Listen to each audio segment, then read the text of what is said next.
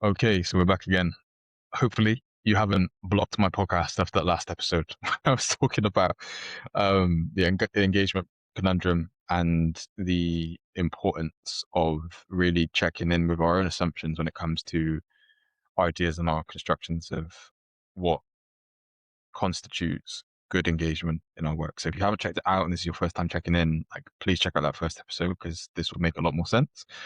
This one will be a little bit shorter. It's a little bit more practical, which I know as educators we love that practicality. Like that one might have felt like multiple different directions at once, and it is a little bit more practical, but it's also a little bit more of the same energy insofar as the engagement conundrum that I speak of and that I've spoken about in the previous episode is something that engagement is something that we consistently work at. Yes, the first episode, podcast, and the first conversation, the first session is important because that sets the tone, that sets the dynamic, all that type of stuff.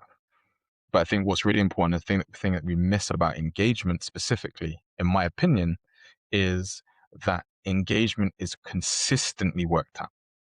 What happened last week might have been great, but that doesn't mean that this week is going to follow in the same suit. We don't know what's happening with young people, the young people that we're working with, the young people that we're serving, the young people that we have proximity to.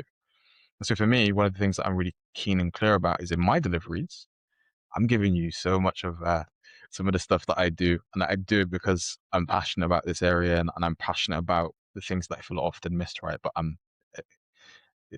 this is a big one for me, right? I have somewhat of a session plan when it comes to engagement, but I'm never entering into a space with a fully completed plan. And you might be going, "What an amateur! What do you mean? You haven't planned for any potential conceivable outcome?" No, and that's the beauty of the work that I do. There is an chaos element that is accounted for in the work that I do when it comes to engagement. Because something that I might plan, something I might do, something that I think is important might not land whatsoever. Now what? Now what are we doing? Well, I'm just going to push through the session when I can see that this is not working whatsoever. No. But that's something that we often do. We can see when a session isn't working, specifically the explorative, existential, cultural, and in some spaces, social psychological work that we do with young people. We're talking about things like gendered experiences in this context, masculinities, talk about things like race, talk about things like racism, talk about things like Islamophobia. Like we talk about these experiences.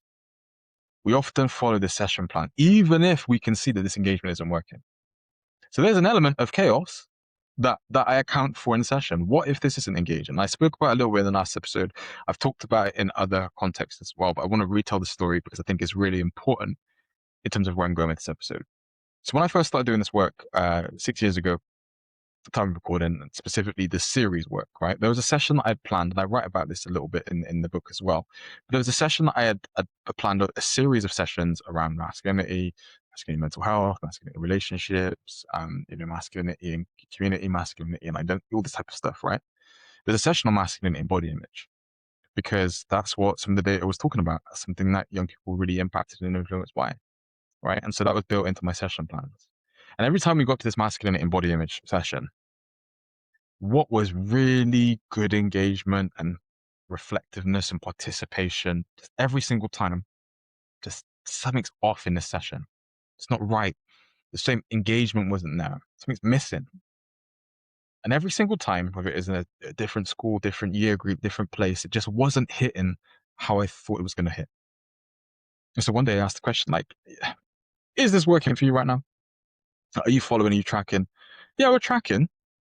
Cool. That's not the answer I'm looking for there. Are you enjoying the session? Is it speaking to your experience and your realities right now? I'll be honest with you, Lewis, not really. Now I've got a choice.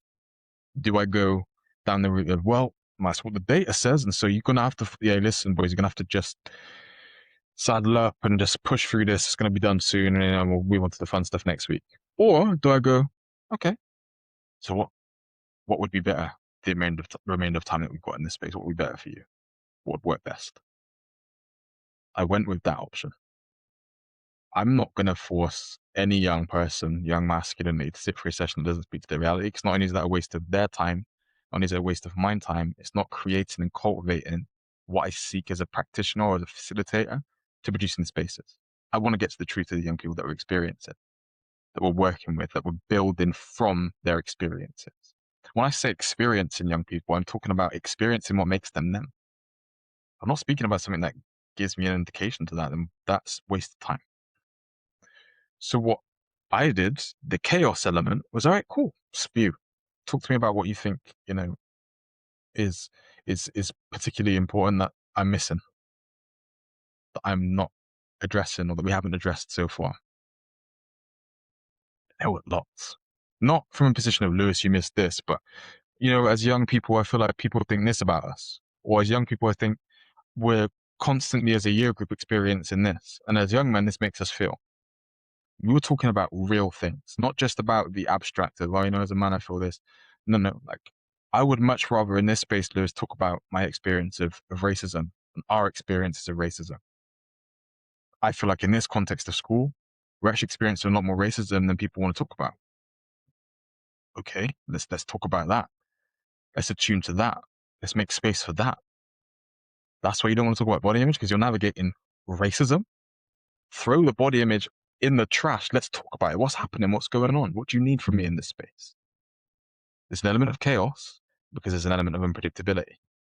When we're talking about engagement, we're talking about feeling seen, we're talking about feeling like they're understood in the space, there has to be an element of being able to pivot into a what's happening for you, whilst containing the integrity of the space. A spew space doesn't mean we're just going to talk about whatever you want. Let's talk about football. No. That's not what this is. Let's talk about video games. Oh, is there a link that you could make to masculinity in this space? No, I just want to talk about you guys. Is what we want to talk about.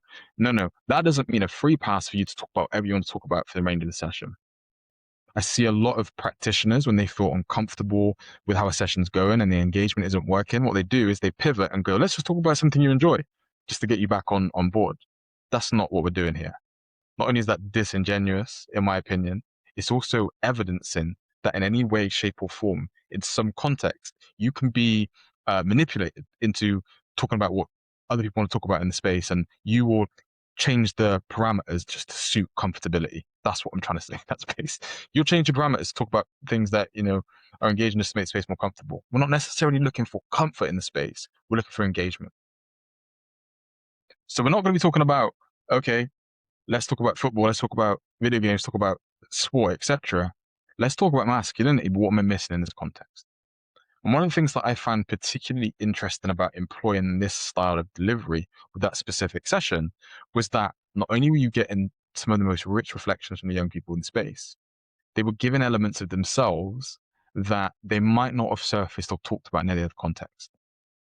Or if they have talked about it, they've talked about it in very specific spaces. It created not only a group camaraderie, but a group awareness of, oh, this is what we're holding at this time. So not only were they engaged with the space, they were engaged with each other in a way that was different to when the session started. I didn't know that was something that you were carrying. I didn't know that that's what you experienced from this place or this moment in school. I didn't know you were processing that from all that time ago still. Greater relational awareness as well as greater cultural awareness.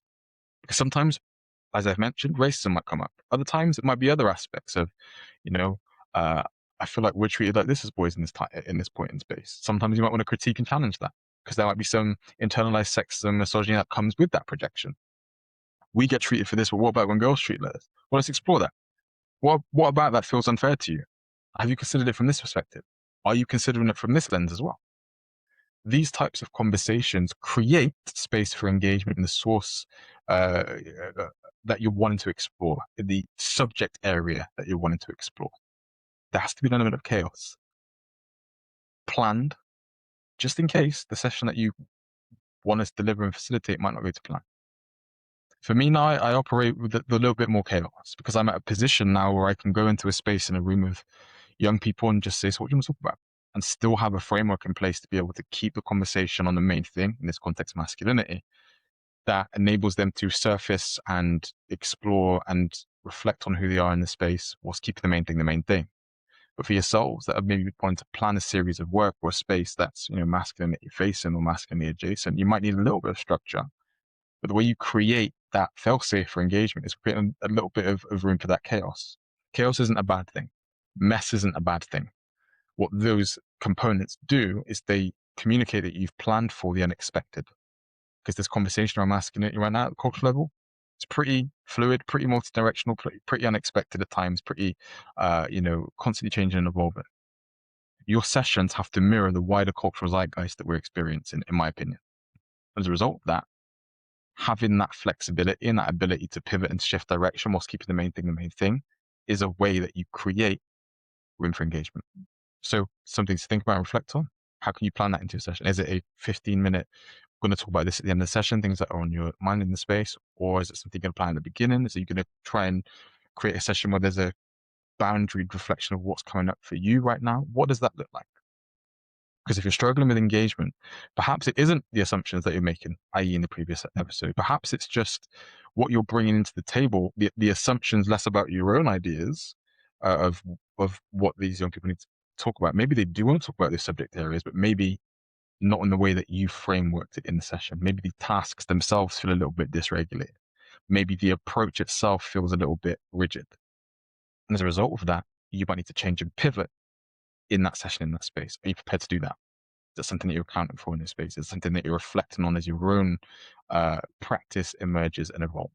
So I'm going to keep this episode a little bit shorter, but just to continue in that lens or that area of engagement, here's some things that I often talk about in relation to building greater capacity for engagement. Got mixing room for chaos. Chaos isn't a bad thing. It isn't a thing that we should avoid. It's something that we should strategically and intentionally embrace. So I hope you found that episode useful. I hope you found this episode uh, useful in the context that you can take some things away and think about, reflect on, have conversations in your teams about how you might apply some of what's being discussed in today's format. But if you do have any other questions, any other reflections, any other thoughts for me, then shout me, let me know.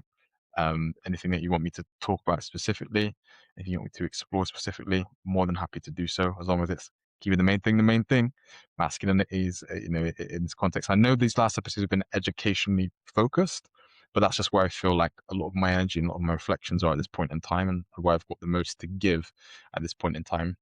Other episodes exploring the sort of wider lens of men and masculinity will also be coming up. But for me right now, I just want to sit in this pocket of education. And this stuff doesn't just apply to the educators, for parents, for community leaders. These principles still apply in your own context, in your own work too. So I hope you find this episode useful. Big blessings to you. Have a wonderful rest of your week, and I'll see you in a future episode very, very soon. Big blessings. Bye bye.